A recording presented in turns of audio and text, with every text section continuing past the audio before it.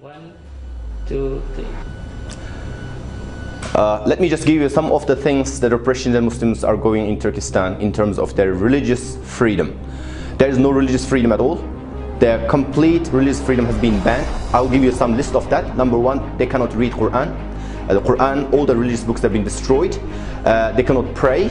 They cannot attend the mosque. They cannot fast openly. They cannot help each other with sadaqah. They cannot give qurban to each other. And they cannot enter marriage with Muslims openly now. That's banned. They are forced to marry with the non-Muslim Chinese. And they are placed, the non-Muslim Chinese are placed in the Muslim families without males present, because all the males are taken into camp. And also they are forced to eat pork, drink alcohol. If you are running business, you are not allowed to use any symbol of halal logo. And there are so many more that we can talk. Anything Islamic you think of, that's banned there. Thank you.